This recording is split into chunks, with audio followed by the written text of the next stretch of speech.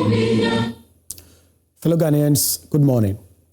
This morning, we've woken up to grief. For those of you who are just catching up, a 3-story building collapsed at Accra Newtown within the premises of what is known as the Accra Newtown Experimental Basic School, a site where Christian worshippers had also gathered. And as of the latest official confirmation from the Interior Minister, Muntaka Mubarak, 3 people had lost their lives. 3 people who woke up on a Sunday, like all of us, with no reason to believe it was going to be their last.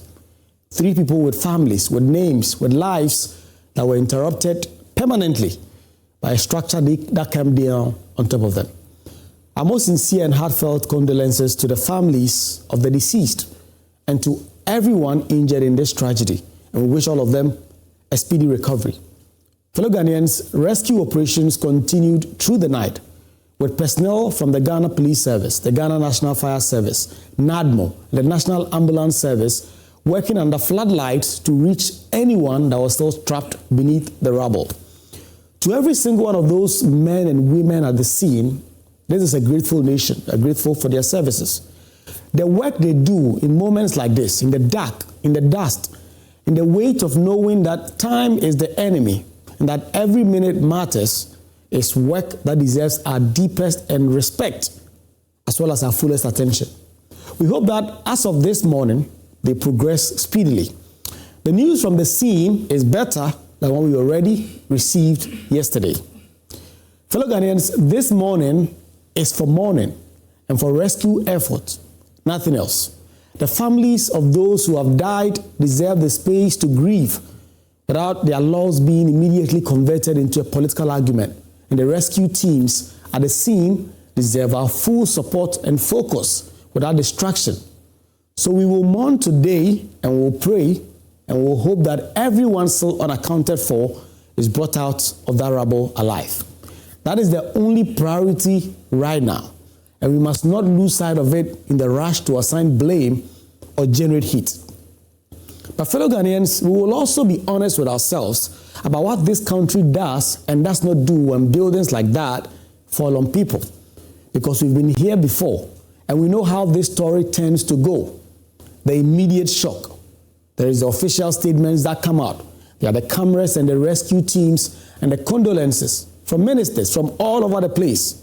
And then slowly the attention drifts, the news cycle moves on, and the inquiry that was promised is either never constituted or never concludes. And if it is never implemented, the recommendations.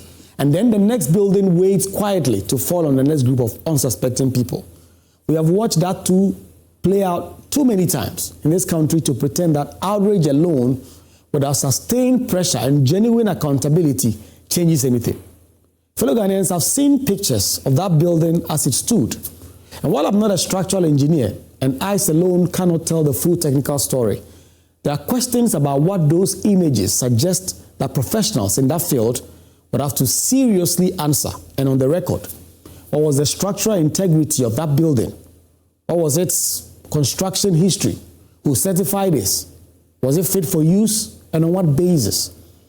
These are minimum questions that any society serious about protecting the lives of its people would demand answers to a structure like that after it collapsed and kills 3 human beings. Fellow Ghanaians, and beyond this particular building, we must also demand answers of the district assemblies whose mandate includes oversight of structures exactly like this one. The question of who is watching these buildings, who is enforcing the building codes that exist on paper and is following up on paper permits after they've been issued or denied, who is making sure that uncompleted structures within school premises are safe for the communities that use them. Those questions belong to the district assemblies and to the agencies of states responsible for physical development and the compliance of safety measures. So we will be asking them directly and we'll expect them to also answer us directly when all these fade after some time. Fellow Ghanaians, these questions will come. The demand for accountability is obvious. The insistence that this one does not become another collapsed building, that we buried our dead from there and then move on, will always come out. But today, this morning, we mourn. We mourn with the families of Accra Newtown. We pray for those still fighting for their lives. And we give thanks for the men and women working day and night, and those who in particular worked through last night to bring people home. May God comfort the bereaved, and may the injured recover fully and quickly.